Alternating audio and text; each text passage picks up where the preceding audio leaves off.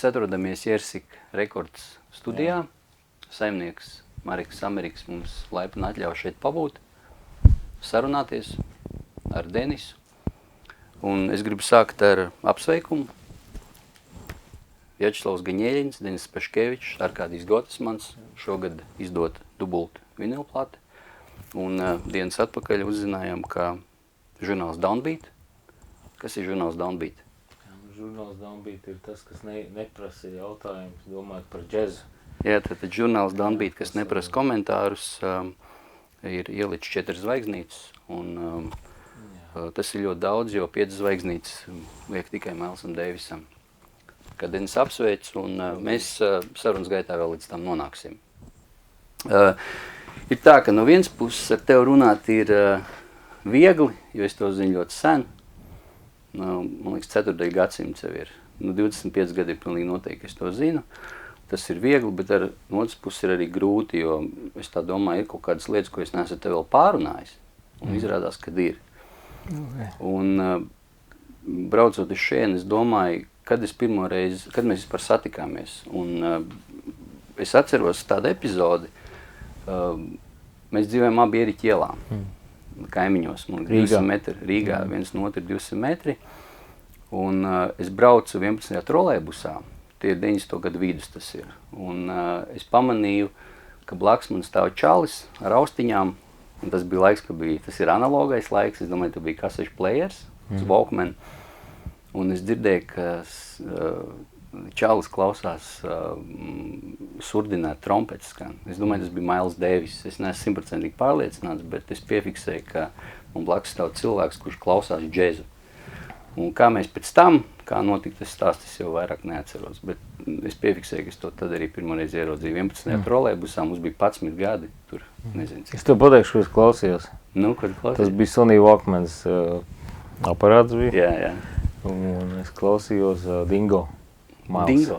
Miles uz mums tieši skatās tagad. Jā, nu jā. Tad Kā masīvi ir viņa. Jā. Nu, tas ir sākums. Un es iedomājos, ka es tev neesmu uzdevusi jautājumu. Man tas ir ļoti svarīgs jautājums. Kad tu pirmo reizi atceries, ka tu piefiksēji, kad ir skaņa mūzika, ar ko viss sākās? Kad tu biji mazs puika? Es saprotu, jā, to jā. Tu dzirdi mūziku. Kas tas bija? Nu, divas tās sajūtas. Pirmā ir jau agrīnākā vecumā, un otrā ir tā kā iniciācija 13 gadu vecumā. Tā pirmā ir, kad vecāki dienas laikā turēja ieslēgt televizoru.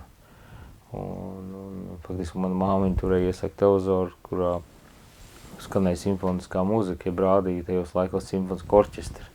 Tad es pavisam maziņš, es domāju, tur 5 gadi, 4 gadi nāca pie tā televizora stāvē, nostājos, diriģēju to simfonisku orķestri. Man likās, ka viss tā notiek pēc maniem tiem rādījumiem. Dzīvoju līdz muzikai vienkārši. 13 gados mūzika priekš manīm ieguva jēgu, jo blakus tā izglītībai, ko es biju saņēmis savā laikā, jau tām uzvarām un tām vilšanām, kas manā dzīvē bija bijušas blakus tam visam, un es kaut kā ieraudzīju, ka man izdodās, tad, kad es spēlēju, cilvēkiem patīk, un kad šai mūzikai ir, ka mūzika ir tā kā nesējas, ja mūzika ir spēks. Līdz ar to es esmu daļa no tā, un tas strādā. Un tas bija tas lūdzuma punkts, ko faktiski es arī izvēlējos kļūt par mūziķu pa īstam. Es esmu pamanījis vienu lietu, tad, kad mūziķi stāst par lietām, kas viņus ir ietekmējuši, viņi uzreiz min lielus vārdus. Un bieži arī atcerās skolotājs, kas ir bijuši akadēmijā mūzikas un kādas slavens mūziķis, ar kuriem ir nācies sastapties un kuri devuši to grūdienu. Un bieži vien aizmirst pirmos skolotājus.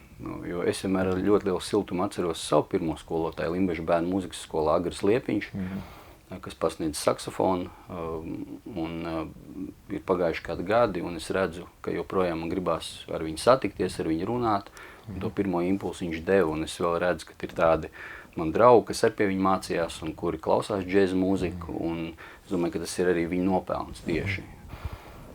tas grūdienis, viņš mums deva plats klausīties, veda Rīgavas koncertiem, es joprojām atceros, mēs iekāpām viņa 3. Žigulītī un viņš ved uz Rīgu, mēs tur klausījāmies. Tad pirmais skolotājs. Kas ir tie pirmie skolotāji, kurus tu atceries, kuriem tu gribi pateikt paldies un kurus tu atceries ar siltumu? Jā, tikai repetītors un skolotājs un man bija tas bērnības ceļš bija pagrūs, kad es salauzu roku, esot pianists. Un man nācās mainīt karjeras to virzienu uz flautu. Un faktiski bērnu muzikas skolā jau tā kā teica, ja puika šitāds ir, lai viņš labāk iet futbolu spēlēt. Un tad tas pirmais mans skolotājs bija mana mamma Birta Magela, kur apcirtās uz papēžu un teica, nekā nebija, mans dēls būs muziķis. Un tajā brīdī manā dzīvē sākās balts melns, vajadzēja mācīties. Un vajadzēja mācīties bieži vien viņai esot blakām ar koku stāvam. Un viņi ielika manī tās mūzikas zināšanas, kuras viņi bija apguvusi mūzikas skolā. Bet faktiski, jā, Lilija Bēlande ir tas cilvēks, kas veltīja visu vairāk laika man. Un visu mūžu es esmu dzīvojis viņas iestādītajā. Flauta, klavieris man? Flauta, jā. Un man bija viņas pianisti, jeb mūsu repetitors bija Īrina, tāda brīnišķīgi cilvēki. Faktiski mēs ļoti daudz laika pavadījām kopā. Un Lilija, tas ir milzīgs entuziasms, jo viņi strādāja gan brīvdienās manī, viņi redzēja perspektīvu manī. Un arī bija panākumi. Jā, Flauta, tas bērnu mūzikas skolas ir tādas spēka vietas, jo es katra mūziķa Latvijā, jo mums ir akadēmiskā mūzika, folk mūzika, un arī populārajā mūzikā ir daudz talantīgi un spēcīgi cilvēki. Un Talsi, Alūksne, Daugavpils, Ventspils, Liepāja, Limbaži, aiz visiem viņiem stāv kāds pirmais skolotājs, solfidžo, mūzikas literatūra un specialitātē. Tas ir pirmais kīks, saucamais pirmais kīks. Un viņus vajag atcerēties. Tu vecāks pieminēji. Tad man ienāca prātā tāds jautājums, kur bija tā robeža, kad tev spieda? Jo tas ir visiem. Tas ir stāsts dejotājiem baletā, tas noteikti ir stāsts mūzikā, tas ir stāsts glezniecībā. Vecāki noliek tev uz trases, bet kurā brīdī tu saprati, ka nevis vecāki grib to, bet tu gribi to darīt? Tas ir tas laiks, ko es tev minēju par 13 gadiem. Jo mēs sākām piedalīties konkursos. Lilija gatavoja mani uz šiem konkursiem. Un tad, kad mēs jau aizdojām uz Magīta Gorsku, uz Vissavienības flautistu konkursu, un es kļuvu par laureātu tajā konkursā, tad es domāju, tā ir Vissavienība tomēr, tā nav vairs Latvija. Un tad es sapratu, ka tam ir tiešām jēga tam, ko es daru. Un tad es arī sāku vairāk performēt, uzstāties. Cik tev bija gadi? 13-14 gadi. Un faktiski tad arī radās pirmās improvizācijas, pirmā ideja, pirmās uzstāšanās vienkārši ārpus skolas. Bet tā ir akadēmiskā mūzika? Jā, romantiskā, akadēmiskā romantiskā mūzika. Jo tu vari spēlēt Baha mūziku un tu vari spēlēt romantisko mūziku. Un romantiskā mūzika vienmēr bija, un modernā mūzika bija tas, kas man padevās vislabāk. Teiksim, man bija viegli, lai gan man bija viegli Bahu spēlēt, bet man bija grūtāk Mocartu spēlēt. Un tur tās lietas ir tajā. Tur ir daudz Bachs, Mocarts, bet tu aizgāji mājās, bija kasetes, tas ir 80 gadu nogali. Ja kas mājās ir kasetēs, ko tu klausies? Protams, māma strādāja Latvijas televīzijā, līdz ar to bija visi mikrofonu rekords, un kas mums tur bija mikrofons 1 un 2 un 8, 6 un 90. Bet grupas, bet arī rietumu kaut ko. Jā, tas tev nāk atmiņā, kaut pirmā kasete, ko tu klausījies. Jā, es tagad iedomājos. Jāsaka godīgi. Nē, tas viss nāca vēlāk. Vēlāk, jā. Tas viss nāca vēlāk, tas tomēr ir 90. gadu sākums. Un tad es varētu runāt par bandiem, teiksim, kā INXS, Flying New Cannibals, Duran Duran, U2, protams, Depeche Mode, kas nezina Depeche Mode. Mēs dziedājām Depeche Mode visu laiku cauri. Tad bija The Cure grupa, vai ne? INXS bands bija, tad Midnight Oil. Jā, un tie bija bandi, kuriem, zin kā, faktiski es citreiz atceros tā kā es improvizēju brīvi, bieži vien man galvā noskan kaut kādi motīvi, zini, Kas ir uzsūk, ko es klausījies? Jā, no tā laika kaut kāda. Un tā arī tas notika, es noguldīju laikam tā bija radiotehnika, 2 stundas zemē. Nu, bet tad ir, ko es teicu, 11. trolēbus, un es tev stāvu blakus, un tu klausies Miles Davis. Tas nebija, tas ir 90. gadu vidus. Kas bija pirmie džēzi ieraksti, ko tu atceries? Nu, īstie pirmie džēzi ieraksti ārpus Baha ir tieši Miles. Faktiski, man stāsts tāds, ka es ļoti bērnībā gribēju trompeti spēlēt. Un tas bija akcidents arī, kad es skraidīju pa māju ar putekļus ucēt trubu un pūtu, un pavisam maziņš, jo man ļoti patika trompeta skaņa, un es ieskrēju sienā ar visu to trubu, un man aizved uz ātro palīdzību. bet kā es zināju trompetas skaņu, tāpēc, ka mans krustāvs spēlēja trompeti. Un, tā, bet iepazinu Milesu tieši pateicoties nelaiķim jau Vladimiram Kalpakovam. Tas tātad bija tas cilvēks,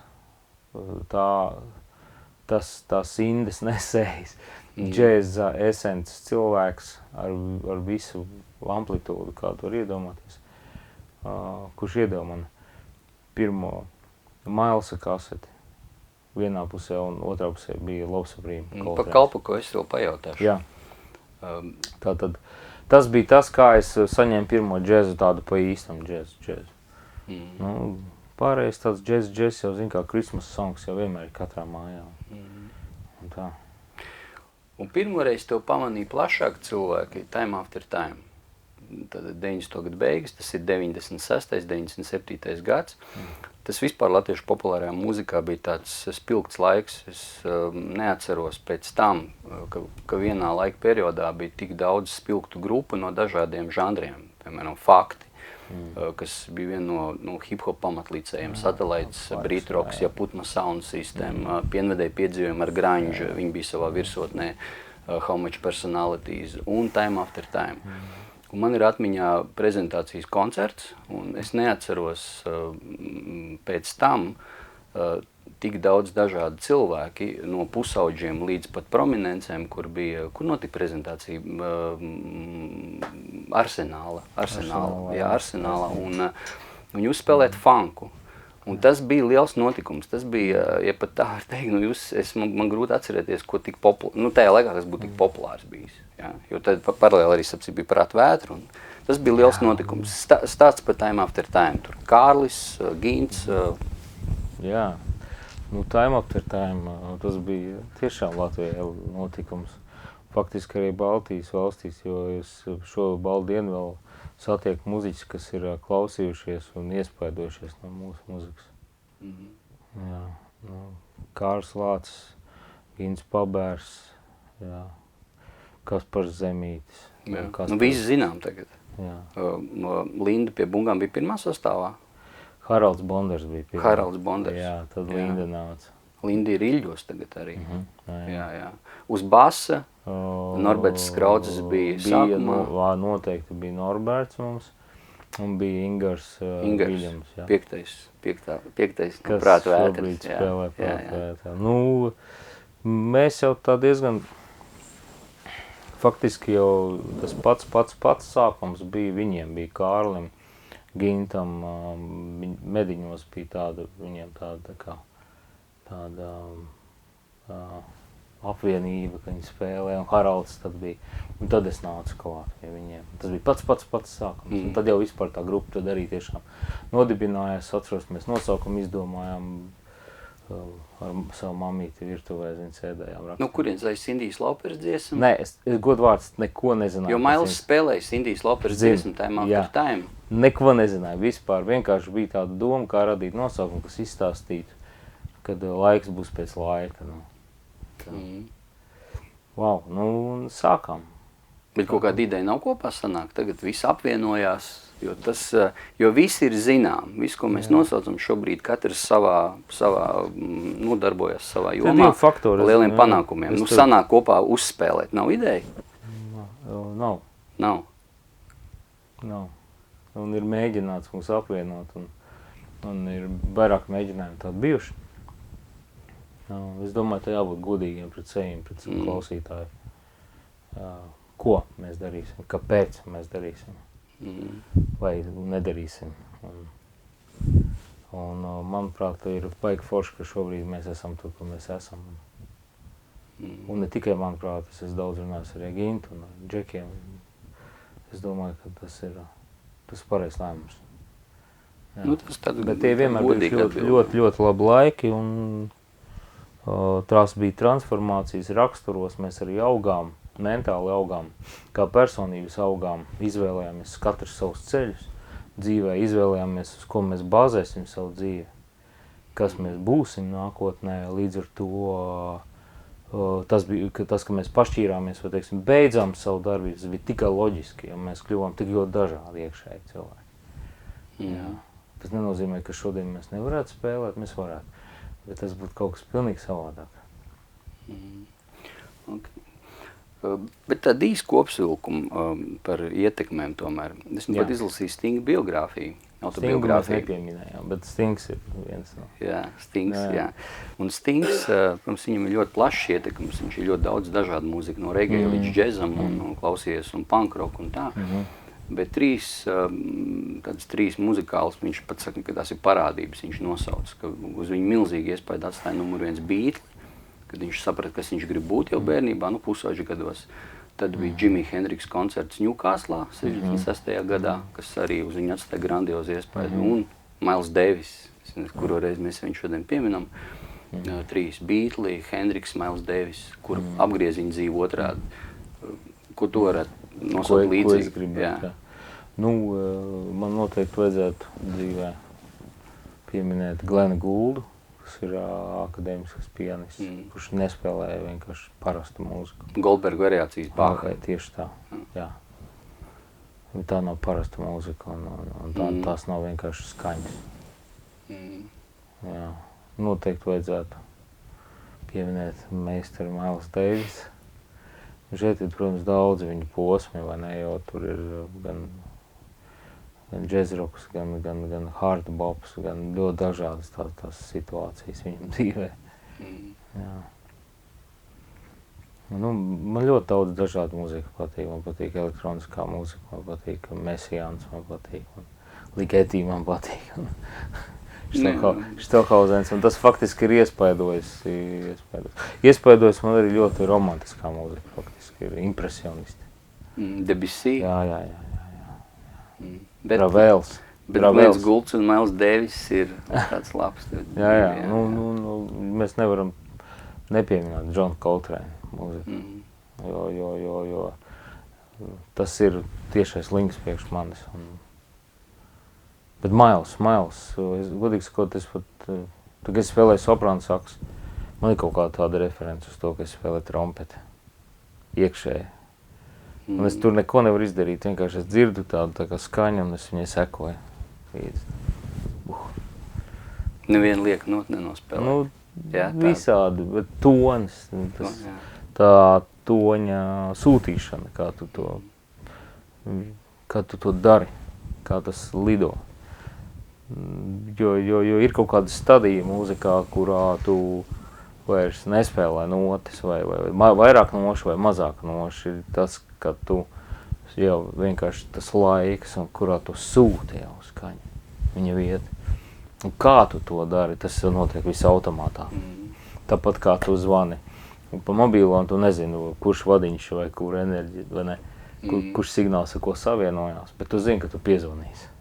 Tieši tāpat. Viņam vismaz ir 5-6 periodi. Ārēja forma mainījās radikāli, bet atpazīstams viņš ir uzreiz. Jebkurā, sākot ar Cool un beidzot ar 80. gadu, viņš jau spēlē popdziesmas. Cindy Laupers, Time After Time, Jackson, Human Nature, bet tu uzreiz atpazīsti, ka tas ir Miles.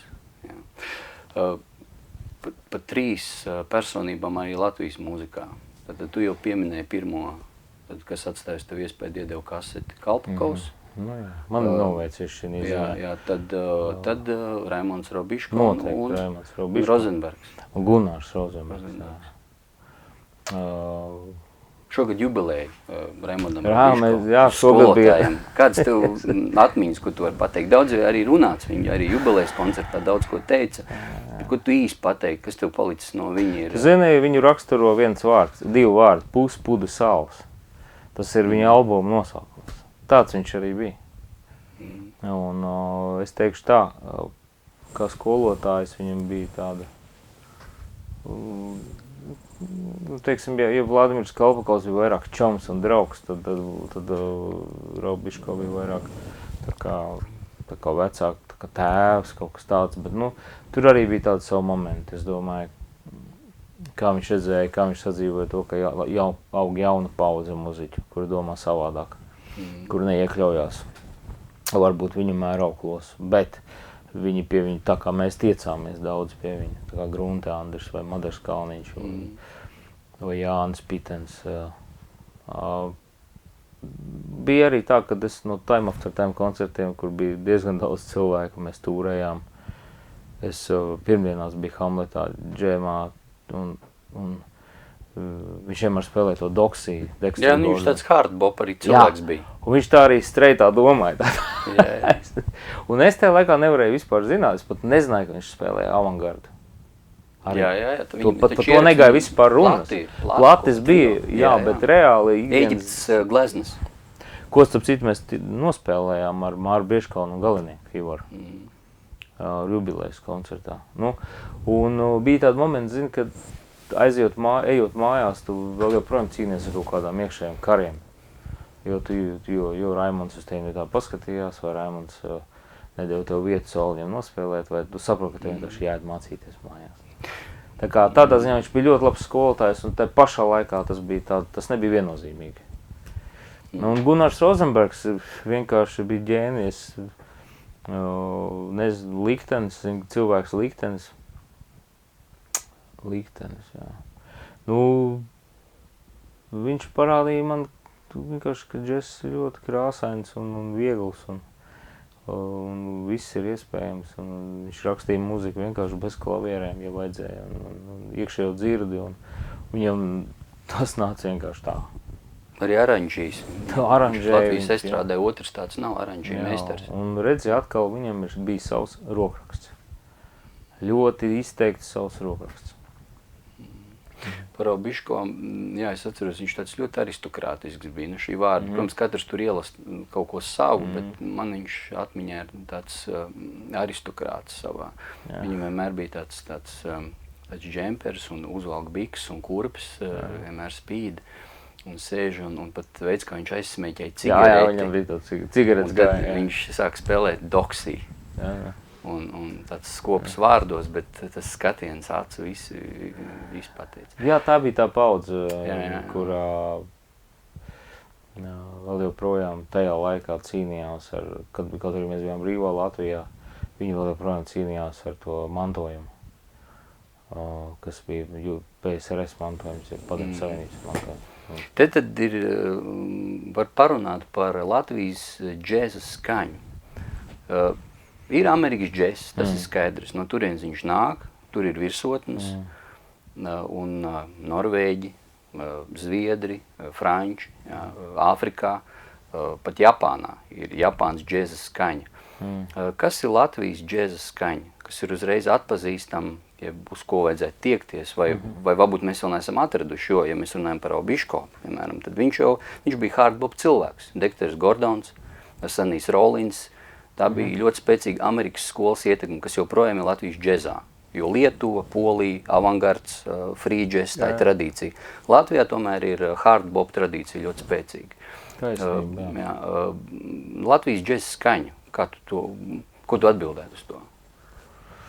Daudz cilvēku man uzdod šo jautājumu, un es īsti nezinu, ko atbildēt uz šo jautājumu, jo mēs attīstamies, mums ir... Tie iespaidu viļņi, kādi nāk par mūsu valsti un izglītības sistēmu un sapņiem, kurus izdzīvo jaunā paudze mūziķi, viņi ir periodiski. Tajos laikos bija augstākais nospēlēt bebop hardbop, jo tas bija aizliegtais. Šodien tas ir pieejams. Tagad mēs visi esam orientēti uz Skandināvu skolu vai, piemēram, uz Holandu, uz Eiropas skolu, kur arī ir diezgan liels signāls no Amerikas. Vai ne? Un tagad mēs gribam būt vai nu pilnīgi skandināviski, vai nu mēs gribam būt eiropeiski. Jā. Bet tā skaņa saistīta latviešu tautas dziesmu, jo reizēm runā folk jazz, paņem tautas dziesmu, nospēlē swinga ritmā un saka, tas ir etno, folk. Tā ir ļoti vienkāršot pieeja. Tā ir ļoti vienkārši. Ļoti vienkārši, un nevienmēr mēs varam teikt, jā, tas ir latviešu džess, paņem vienkārši tautas dziesmu un nosvēlē swinga ritmā. Tas ir ļoti tautas dziesma, viņi var iedvesmot džezu, un kā tu to jūt, un kā tu tas ir bijis. Vispār tautas dziesmas intonācija, latviešu tautas dziesmas intonācija.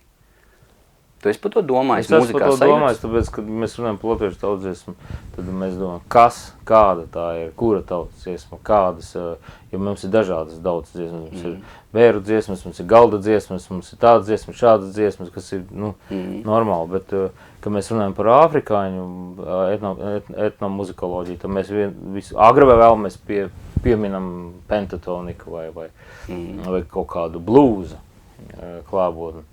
Šobrīd šeit runājot par latviešu, tik un tā, ja džesmenis pieskarsies šai muzikai, viņš viņu ģenerēs virzienā, džess ja blues.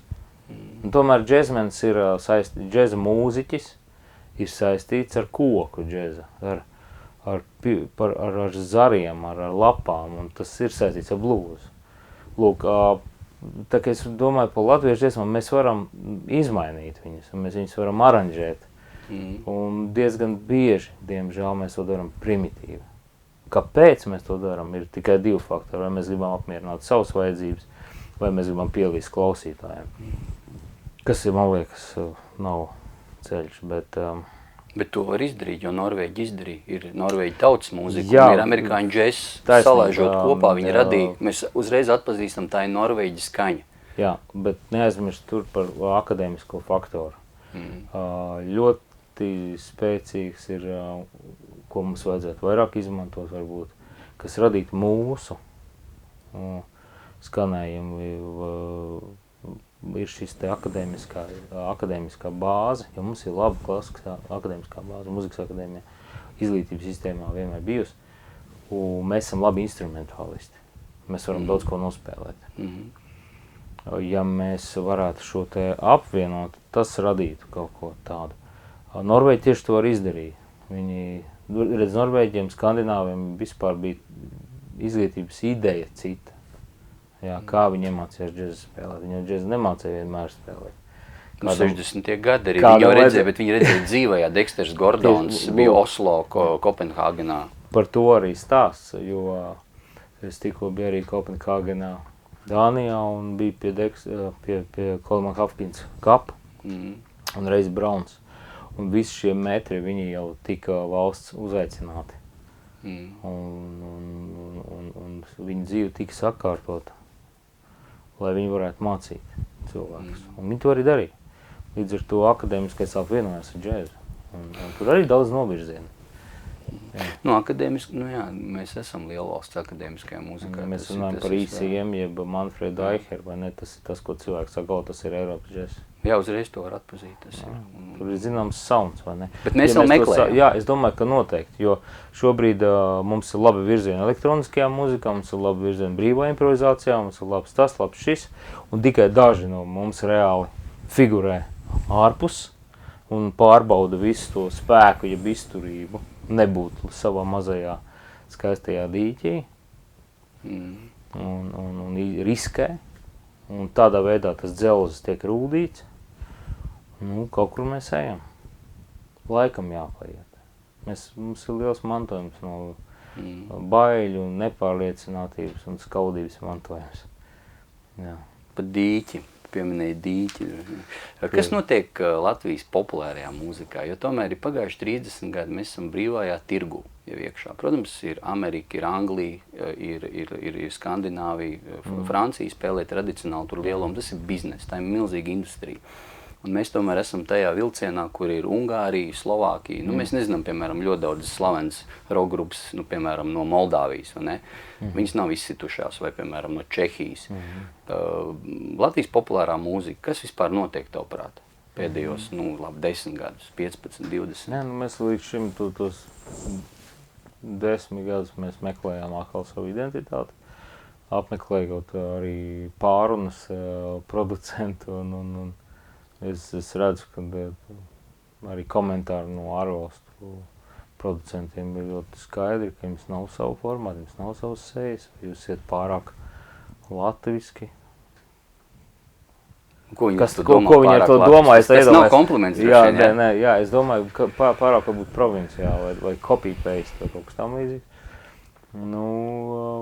Vienmēr ir teikts un runāts par to, kad ir nepieciešama savu unikālu balsu.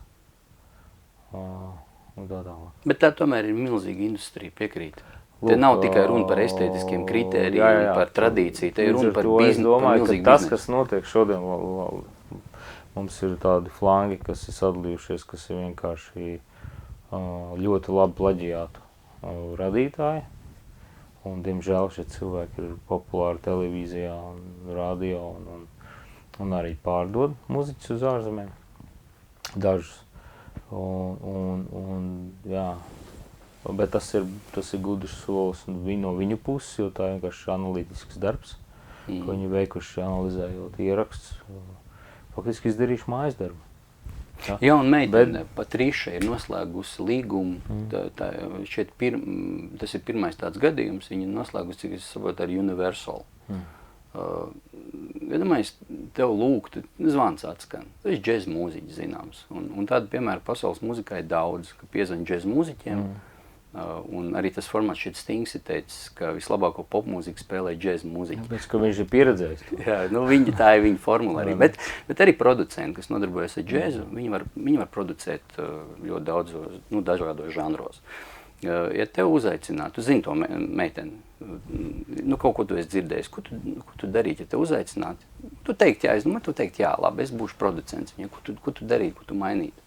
Ja nemainīt neko, varbūt, kad viņi ir tieši tas tagad veiksmes stāsts, viņi ir 2 singli, cik es saprotu, viņi ir noslēgusi līgumu, būs 3., 4., arī pirmie 2 ir Latvijas, kas ir ļoti svarīgi, viņi ir atradusi auditoriju Latvijā, pirmkārt, nevis kaut kur taustās, pazaudējot arī šeit auditoriju. Jā, draugs, es saprotu, ko tu prasa man.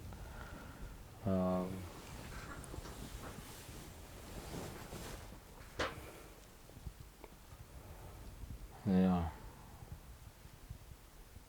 Tu domā, ka zvans neatskanēs. Un mēs varam beigt, iet pie nākamajiem tematiem.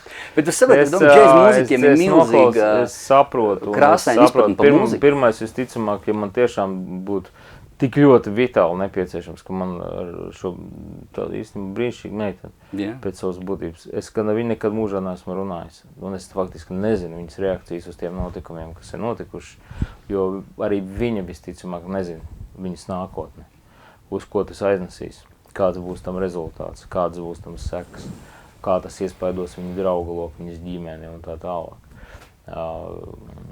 Bet viennozīmīgi es jau pateiktu, ka tas būs skolas laiks un tas ir svarīgi.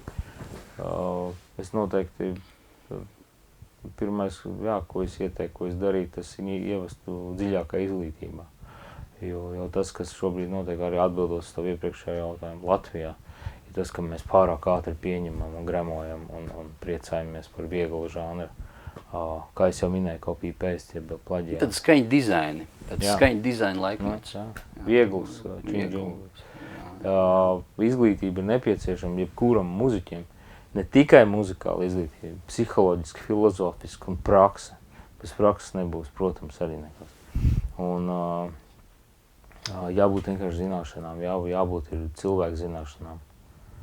Skaidrs, ka industrija nav bieži vien saistīta vispār ar mūziku. Vai industrija nav saistīta ar kultūru. Mēs vienkārši runājam šobrīd pilnīgi dažādām pasaulēm, pilnīgi dažādām grupējumiem, cilvēku sociumiem. Es tā domāju. Džezmeņi. Ko džezmeņi? Džezmeņi runā savās kategorijās. Es neesmu pārliecināts, ka šim tieši zīmolam, jeb šim zīmolam, jā, jaunajam biznesa projektam, ja viņš vispār kādreiz kļūs par tiešām biznesa projektu, ir saistība ar mūziku. Jā, bet džēza mūziķi, piemēram... Un es nerunāju šobrīd par meiteni, par viņas jā, vispār, par viņas tu runā talantu. vispār kopumā par visu. Bet ir ļoti veiksmīgi piemēri, piemēram, hip-hop mākslinieks Kendricks Lamārs, viens no spilgtākiem mūziķiem pēdējos gadus, kas ir parādījies. Viņa albumu radīja, skaņu radīja džēza mūziķi. Taisnība. Jā, saksofonists, Kamasi Washingtons, basists, tā tomēr ir džēza skaņa, bet tas ir hip-hop albums, un tas ir mākslas darbs. Jā, Triksī gala beigās, un tur Brians Blades spēlē. Jā, Brians Blades. Neviens muziķis nevarētu nospēlēt tieši tā kā Brians Blades to izdara, un viņš to dara no dziļumiem. Un es redzu, es tieši pasakoju viņai līdzi, es redzu, kā viņi sākumā spēlē, un kā viņi pēc gadiem jau ir izgājis tam visam cauri, kā viņi kā cilvēks reaģē uz tām skaņām, ko viņi dzird kā mūziķis.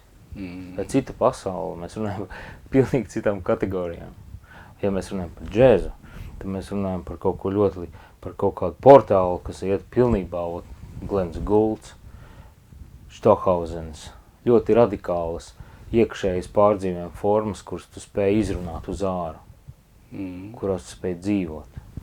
Jā, iet pār žanram, jo, ja mēs atkal pieminam, jāpiemina ir Miles Davis, viņš klausies Debussy ļoti daudz. Viņš ļoti daudz klausījās akadēmisko mūziku. Viņa balāža albums, tā ir pilnīgi romantika. Jā, viņš ļoti daudz akadēmisko mūziku. Runāja par tavu mūziku, saņēma gada balvu par albumu You're Faithfully. Saņēma, jā. Īsti pastāst, kā jūs satikāties, tas ir ļoti skaists albums. Paldies tev, Liels. Jā.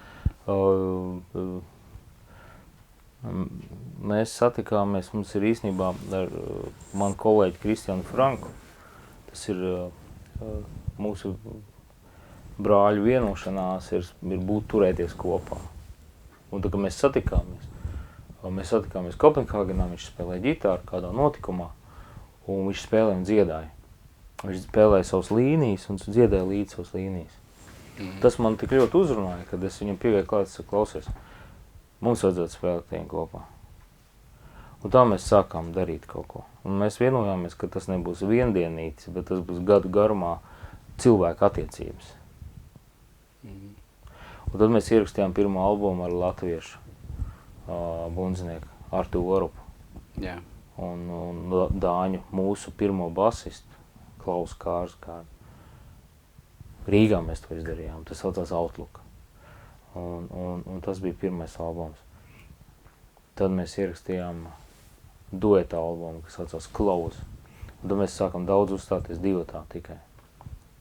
Jo tajā laika posmā likās, ka tā ir labāk. Un mums ir mēģinājums ierakstīt vēl vienu dueta albumu, ko mēs apturējām. Mēs diezgan daudz enerģijas iztērējām. Man liekas, vienkārši spītīgi ejot savu ceļu, neieklausoties kaut kādā tādā virzienā, ja vējā no augšas. Augstākajā Providence. Mēs faktiski materiāls ir, albums ir, bet mēs neviens no mums nejūt, kad viņš kādreiz būtu jāizdod. Tā viņš arī guļ.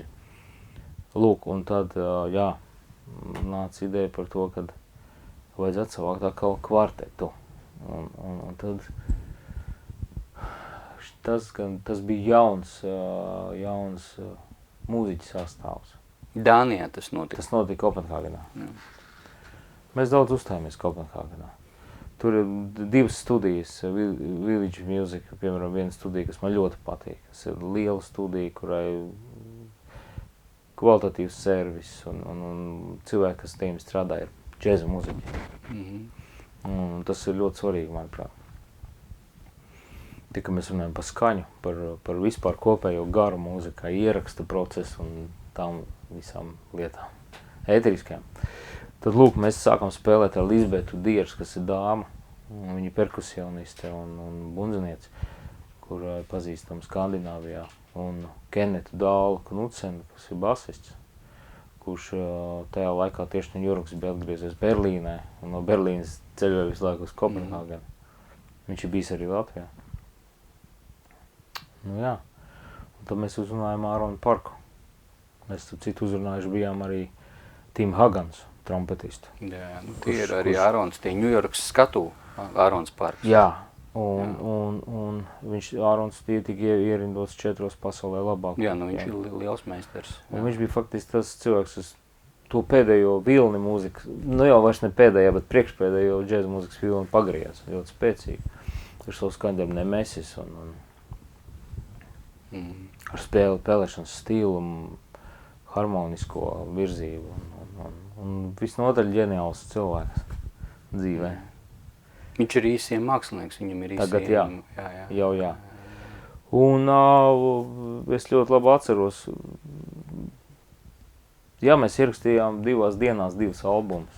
Tā ir taisnība. Mēs iegājām pirmoreiz studijā, mēs ierakstījām 1 albumu, un mēs iegājām 2. dienā, lai viss būtu droši, izdarījām vēlreiz visu to pašu. Bet daudz tādu psiholoģisku aspektu, bet mūzika, citu man vēl izlidojot no Rīgas ārā uz Kopenhāgenu nebija viens skaņdarbs. Un tas bija tieši Yours Faithfully. Un mums bija tāda tieši mājās situācija, kad bērns nonāca man slimnīcā un pilnīgi trako māja bija mājās. Es atceros, bērns skrēja pa māju, bija tāds ļembasts. Un es zinu, ka man ir rīti jālido. Man vajag skaņdarbu jaunam ierakstam. Tituls skaņdarbs, kas ir, tas ir radies no... Jā. Un Jasmīna bija saslimusi, mēs nonācām ambulancē, slimnīcā. Un mēs atbraucām un es uzrakstīju, es vienkārši biju tik ļoti pateicīgs Dievam, kad vienkārši viss ir kārtībā. Elementāri vienkārši viss ir kārtībā. Kad es uzliku rokas uz klavierēm, bija 1. akords, 2. akords, tā, da, da, da, da, da. Viņš atnāca vienkārši, viņš sāka plūst tā kā ūdens, tā kā upe. Tā mūzika sāk nākt ārā, vienkārši dzīvot. Un tad, kad mēs jau atlidojām un tikāmies ar Āronu, es noliku viņam nots priekšā, viņš momentāli sāku spēlēt tieši tā, kā tam jābūt. Albums ir ļoti skaists, jo, ja jautām, arī sanāk runāt, piemēram, aizbrauc uz Norvēģiju un arī tur ir tāda džēza tradīcija spēcīga. Viņi jautā, kas notiek Latvijā? Iedod man vienu albumu no latviešu džēza. Kurš ir vērtīgs. Albums Yours Faithfully to var iedot un viņi klausās, tas ir. Jā, paldies, tā. Bet tad par šo te lielo notikumu. Tas ir avangards. Gaņieļins jau komentārs neprasa. Tā ir liela figūra, Eiropas free džezā pat es lasīju, ka daudz kritiķi uzskata, ka viņa slavenais trio kādu laiku bija vadošais free džeza trio Eiropā. Un tas vēl bija, kad vēl bija Dzels priekškars, padomu laiki, tad cilvēki dzirdēja viņa rokrakstu. Tas ir liels meistars un arī, protams, downbeat novērtējums, un tas ir tikai loģiski. Tas arī nav nekāds brīnums. Kā to viņi satikies īsi, kā bija ar viņu spēlēt un arī varbūt pasaki, kā ir spēlēt, jo tu domāji spēlēt daudz žanrus, tu esi tāds hameleons. Tu vari funk spēlēt, tu popmūziku vari spēlēt, hardbopu, bebopu un arī avangardu, free. Tu esi tur iekšā. Mēs satikāmies Izrēlā ar Vjačeslavu Gaņēļinu, kur mēs uzstājāmies ar Jolantu Gulbu Paškeviču, manu sievu, un Nefīris arī Globus džez festivālā. Un tur es satiku īstenībā arī, es attāli satiku Arkādiju Gotesmanu. Un Gaņēļinu mēs spēlējām. Ar Gaņēļinu mēs spēlējām kopā, jo festivāls bija, kā tas notiek parasti, viņi izdomājuši salikt kopā dažādas muziķis.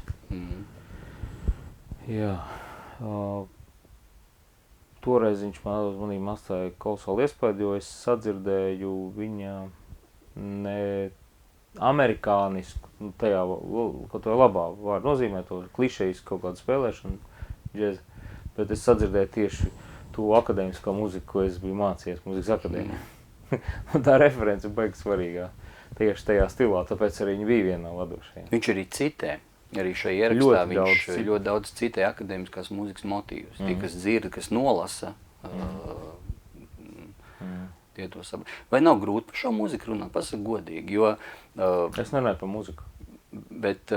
Es runāju par cilvēku. Jā, bet runāt par šo te ierakstu. Nē, es runāju par cilvēku. Es tev nevaru izstāstīt neko par mūziku. Jā, tāpēc es tev jautāju. Šī mūzika vispār nepiedara un nekad nav piederējis man. Man nav nekāda ķepa morāla virsū šai idejai. Es varētu tikai izdarīt vairāk, nekā es izdarīju, un izdarīt labāk. Godvārds. Bet es varu runāt par Jačislavu un kā par cilvēku, jo mēs esam pazīstami, un tas ir daudz vairāk nekā spēlēt mūziku. Viss. Viens vienkārši tev ilustrācija, kad pirmoreiz, kad mēs jau Rīgā spēlējām, es biju no festivālā tikko atgriezies, ļoti nogurs un bija garš ceļš, un mums faktiski uzreiz vajadzēja iet uz skatuves, un bija tāds moments, kad viņš man tā apsēdās, pagriezās, apskatījās, un dēliņ, kā tev iet. Tajā brīdī vienkārši no augšas līdz apakšai tāda uguns par manī nonāca. Tāds sajūta. Un man uzreiz gāja ļoti labi. Un tas ir super filozofs, cilvēks, kuram vienkārši sirds, kurš atrod kodolu visās tajās situācijās, kuros viņš atrodas. Tādu esenci, netērē laiki lieki tam, kam nevajag tērēt, vienkārši jau ir tāda dzīves, tāda skaidrība. Viņš arī ļoti fokusēts. Bija klāt zirga pastā, kad ierakstīja. Es viņu ļoti vēroju. Viņš kontrolē situāciju. Viņš ļoti fokusēts, nekā lieka. Tik daudz skaņu tomēr, tur ir tik daudz arī, tur ir ļoti daudz, par ko pat ļoti neiespējami runāt. Bet viņš par katru skaņu atbild. Viņš zina, kādēļ tas tur ir. Un tā bija tāds, viņš kontrolē situāciju. Jā, un bieži viņš bija tas cilvēks, kurš bija pēc spēlēšanas ar manīm, saticis jau tad Gotesmanu vēlāk. Teicis, ka, tu zini, Denis, tev vajag viņu spēlēt. Un tad Gotesmans man zvanīja, un viņš teica, es sēžos mašīnā, brauc pie tevi.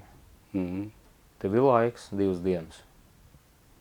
Mēs vienkārši nosēdīsimies un spēlēsim kopā vienkārši, vienalga ko. Vienkārši veidosim. Un tā notika, un viņš atbrauca, bet viņš to nebūtu darījis, ja Jačislavs viņam to nebūtu teicis. Viņš saka, jums vajag turēties kopā, jūs esat tie cilvēki.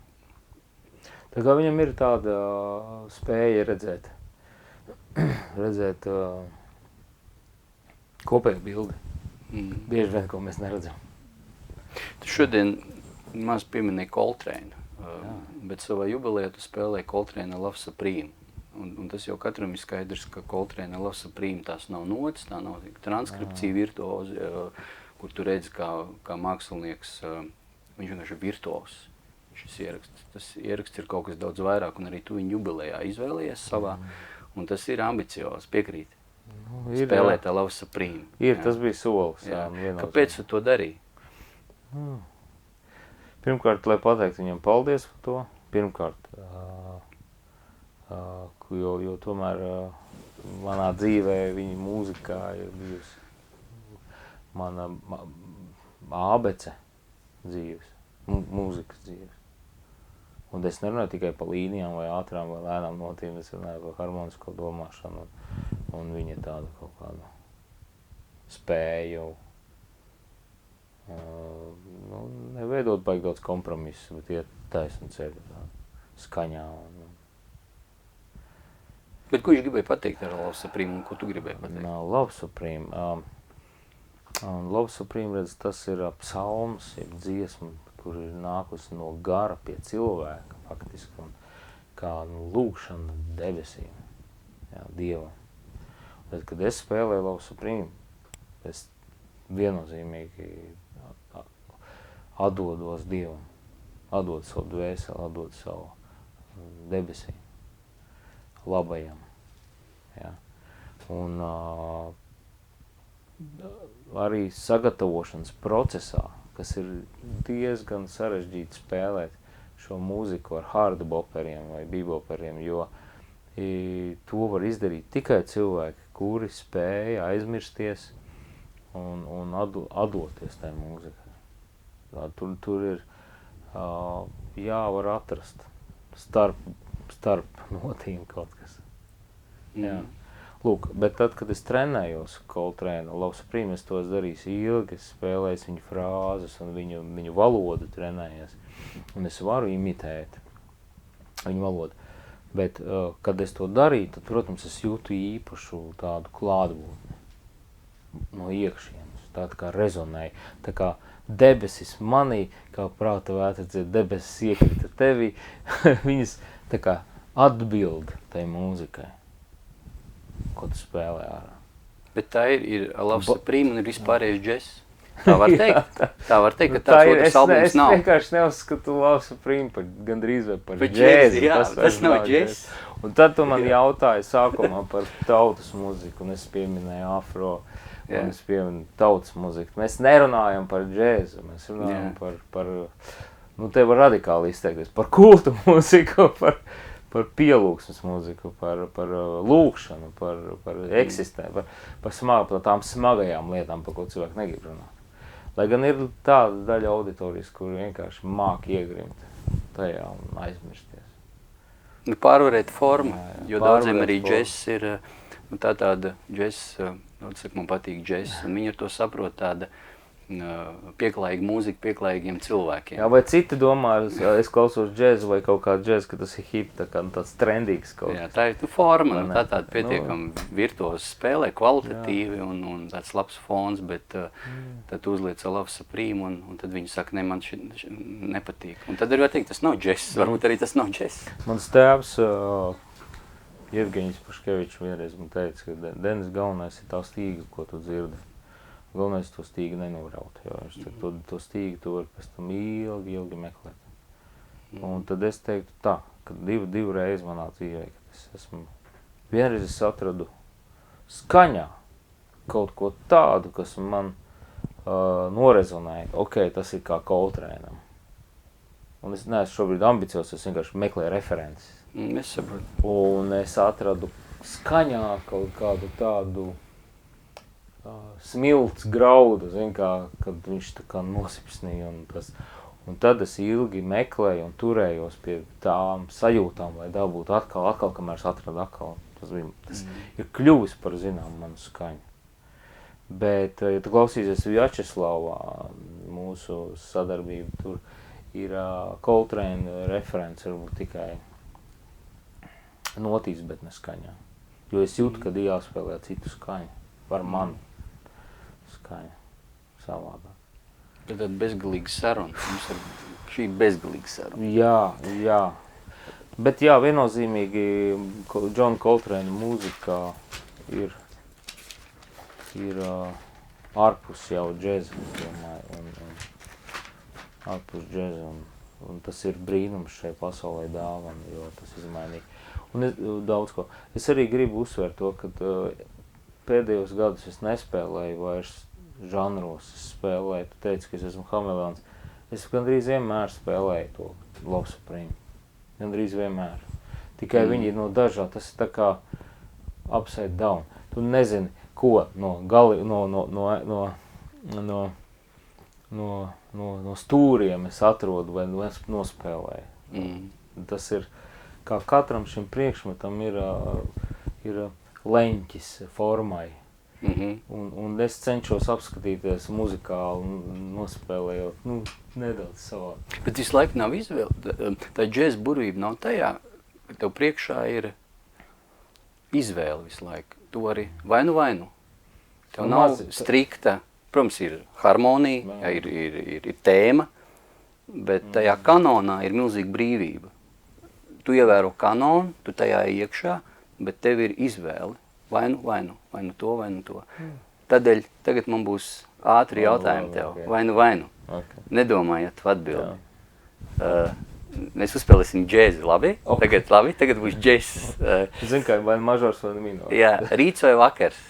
Vakars, Kafija vai tēja? kafija, Baks vai Mocarts? bāks, Dzēja vai proza? dzēja. Rudens vai pavasaris? Vispār rudens aizgāja. Upe vai ezers? Upe, Ķīna vai Japāna? Japāna, Imants Kalniņš vai Raimonds Pauls? Kalniņš, Lauki vai pilsēta? pilsēta, Jeruzālem vai Tibeta? Jeruzalem, Vinils vai kompaktdisks? Vienils. Wow. Princis vai Maikls Džeksons? Džeksons. Jā. Džeksons? Nu, princis ir iespējīgs, protams, bet Džeksons ir... Es runāju par agrīnu. Jā, Maikl. Jā, tas bija džess? Jā, tas bija džeks. Jā. Un nobeigumā es tev gribu pajautāt, ja tev iedotu iespēju ceļot laikā telpā, un šajā brīdī tu varētu atrasties jebkurā vietā, kur ir noticis koncerts, un jebkurš mākslinieks. Tad koncerts un mākslinieks, kur tu gribētu pabūt tagad minūtes, iedot tev minūti, pabūt tur un klausīties to mākslinieku tieši. Izvēlēs jebkuru laiku un jebkuru mākslinieku. Jā. Minūtes tev iedot, tikai minūti redzēt dzīvajā viņu.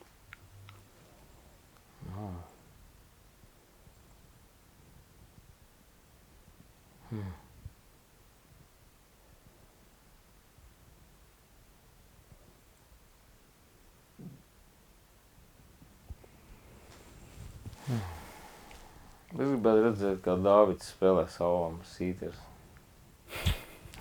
Jeruzālē? Jā, Jeruzālē.